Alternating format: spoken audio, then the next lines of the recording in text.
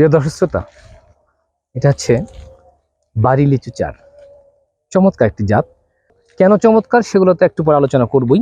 এই বাড়ি লিচু চার হচ্ছে বাংলাদেশ কৃষি গবেষণা ইনস্টিটিউট থেকে উদ্ভাবিত একটি দারুণ জাতের লিচু, যেটার বিভিন্ন অত্যন্ত গুরুত্বপূর্ণ এবং কি বলা যায় চমৎকার ধরনের কিছু ক্রাইটেরিয়া বা বৈশিষ্ট্য রয়েছে, যেগুলো নিয়ে আমাদের আজকে এই ভিডিওতে কথা বলবো। সাথে সাথে কথা বলবো কখন লাগাতে হয়, কখন সংগ্রহ করতে হয়, এবং মোটামুটি কী কী ধরনের রোগ বালাই হয় এবং তার চিকিৎসা কী, এবং সাথে সাথে থাকবে যে এর ফার্টিলাইজার ম্যানেজমেন্টটা। তো পুরো ভিডিও দেখার জন্য আপনাদের আমন্ত্রণ জানিয়ে চলুন শুরু করি।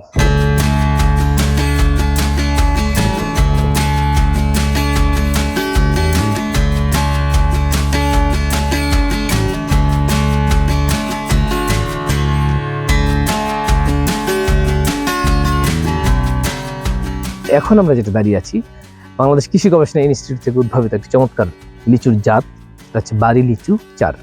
এই বাড়ি লিচু চারের আসলে কি কি বৈশিষ্ট্যগুলো আছে এবং এটা কিভাবে চাষ করবেন, এইসব তথ্যগুলো আমরা স্যারের কাছ থেকে জানার চেষ্টা করবো। তো স্যার ভালো আছেন? জি, আজকে অত্যন্ত আবারও গরমের মধ্যে আমরা আসছি, প্রচন্ড হিট।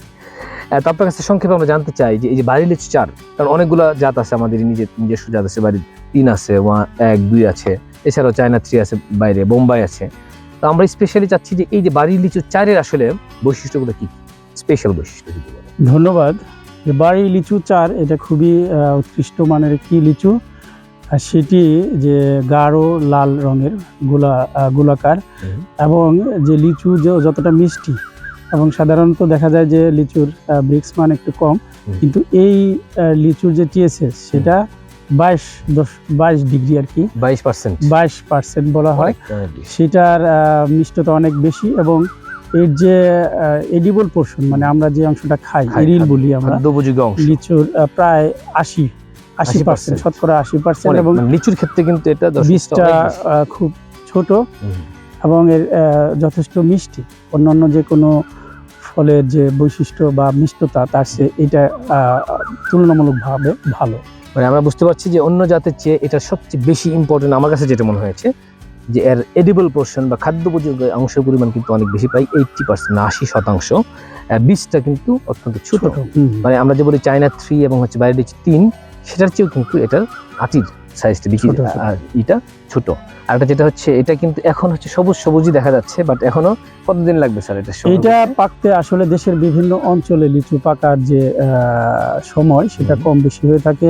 যেমন এইটা আমাদের এখন আমরা আছি মধ্য যে অঞ্চল বাংলাদেশের, ঢাকা অঞ্চলে, সেই অঞ্চলে মোটামুটি এখন থেকে যে 15-20 দিন পরে, মে মাসের লাস্ট উইকে এই লিচুটা পাকবে। কিন্তু যদি আমরা উত্তর পশ্চিমাঞ্চলের কথা চিন্তা করি, যে দিনাজপুর, ঠাকুরগাঁ, সেই অঞ্চলে কিন্তু এই লিচুটা মধ্য জুন পর্যন্ত সংগ্রহ করা যাবে।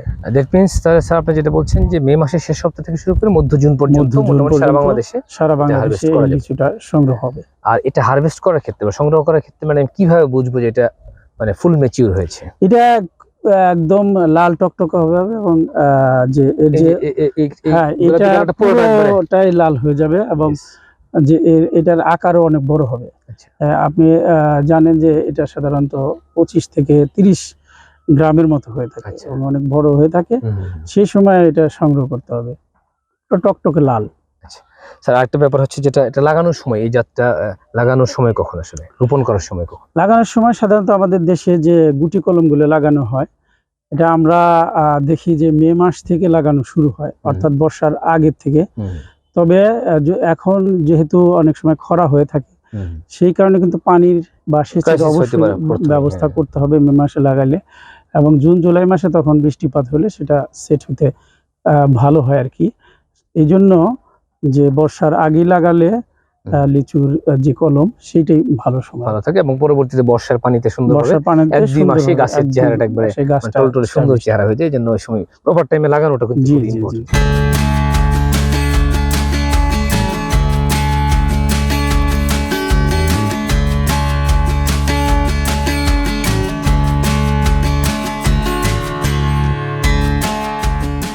দর্শক শ্রোতা, আপনাদেরকে দেখাই, যদিও এখন এটা ম্যাচিউর হয়নি, আরো 1 মাস লাগবে, অর্থাৎ ফলের সাইজটা বড় হবে। তারপর এই সময়টাতে আপনাদেরকে একটু দেখানোর চেষ্টা করি যে আটিটা কতটুকু বড় বা ছোট। আচ্ছা, এখান থেকে একটা দেখাই।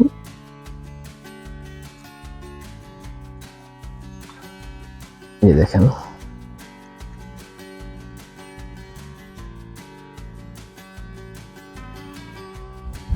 এর সাইজ কিন্তু আরো বড় হবে। যে ফলের এই দেখেন পুরো মাংস, পুরা মাংস, এই যে আটিটা কিন্তু আরো স্কুইজ হবে, হ্যাঁ, ছোট হয়ে যাবে, এরিলের অংশ অনেক বড় হবে। সেই ক্ষেত্রে যে তুলনামূলকভাবে যে যত বড় ফল সেই অনুপাতে কিন্তু বীজটা ছোট থাকে। হ্যাঁ, কারণ হচ্ছে এটা এখন এটুকু আছে, এটা আরো বড় হবে, যখন আরো বড় হবে আরো মাংস হবে এবং প্রচুর মাংস। আপনি দেখেন যে এখানে আমি ক্লোজে আসতেছি, এই যে এখানে এই বিষয়টা দেখেন যে এখান থেকে এই পর্যন্ত দেখছেন কত পুরো। আটিটা যদি এখানে থাকে, এই দেখেন এই দুই সাইড দিয়ে অনেক কিন্তু পুরো, এবং অন্য লিচুর চেয়ে কিন্তু মোটামুটি অনেক ছোট আটি, এবং আরো হারভেস্ট করলে কিন্তু এর চেয়েও বেশি আমি দেখছি যে একবার নাই বললে চলে এরকম মানে এটা বীজ পরের দিকে গিয়ে আরো চেপে যাবে, সিঙ্ক হয়ে যাবে। আমরা একটু খেয়ে দেখি, এটা দেখি কেমন। আপনি একটা খান স্যার।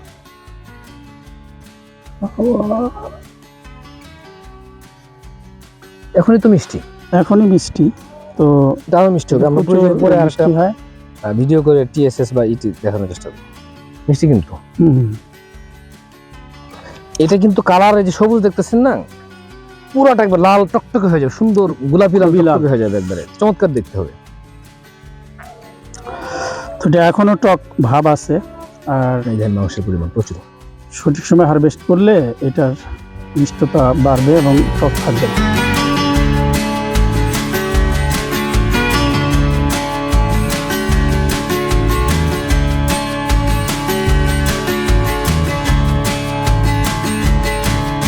স্যার, এখন যেটা আমরা জানতে চাই যে এই জাতের মেজর রোগবালাই কি এবং সেটা কিভাবে দমন করবো আমরা? ধন্যবাদ। আসলে এই জাত বলতে যে লিচুর, এটা আলাদা কোনো রোগবালাই হয় না। সাধারণত লিচুতে যে সমস্যা হয় আমাদের দেশে, প্রথম দিকে একটা পাউডারি মিল্ডিউ রোগ হতে পারে, আর তারপরে হয় কি যে ফ্রুট বোরার, এগুলোকে ওই যে যখন বীজটা কালো হইতে শুরু করে তখনই কিন্তু ফ্রুট বোরার অ্যাটাক করে। এবং এর পরে কিছুদিন পরে আবার ওই যে একটা পোকা, ওটাকে ওই যে নাট বোরার বলে, সেটাও আক্রমণ করে থাকে। আর এই যে লিচু, সেটা যখন খুব বেশি তাপমাত্রা হয় 37 ডিগ্রি 38 ডিগ্রি, তখন লিচুর গায়ে অনেক সময় ফেটে যায়।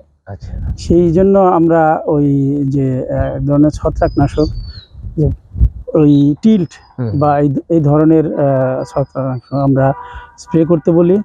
তাছাড়া যে ওই ফলের যে পোকা, সেটা স্বল্প মেয়াদী যে কোনো কীটনাশক, সাইপারমেথ্রিন বা এই জাতীয় কীটনাশক আমরা স্প্রে করতে বলি।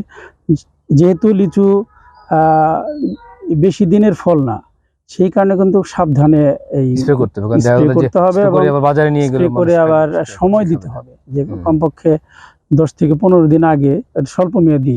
মাইটও তো একটা প্রবলেম, যদিও আমরা মাইট একটা প্রবলেম, সেই প্রবলেমটা সাধারণত ওই জানুয়ারি মাসের প্রথম দিক থেকেই শুরু হয়, এবং তখন কিন্তু সেইটাকে দমন করতে হবে। তাছাড়া জুলাই আগস্ট মাসেও কিন্তু নতুন পাতা যখন গজায় তখনও মাইট আক্রমণ করে থাকে। তো সেই সময়ে যে নতুন পাতাগুলো সংগ্রহ করে, মাইট সহ সংগ্রহ করে পুড়িয়ে ফেলতে হবে। আর যে মাইটিসাইড বা অ্যাকারিসাইড, মাকড়নাশক বলি, আর সেইগুলো স্প্রে করতে হবে। তার মধ্যে যে ওমাইট আছে, হ্যাঁ, ওমাইট আছে, ভার্টিমেকও আছে।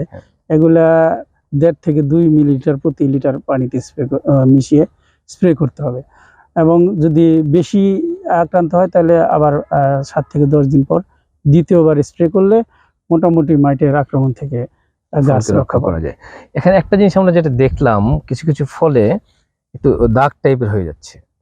এই যে যেমন আপনার এখানে যদি দেখি, এই যে এটা আসলে কি ধরনের প্রবলেম? এইটা সমস্যা যে আমি আগে বলেছি যে অতি উচ্চ তাপমাত্রা, হ্যাঁ, এই তাপমাত্রার কারণে অনেক সময় এই ধরনের গায়ে বাদামি ধরনের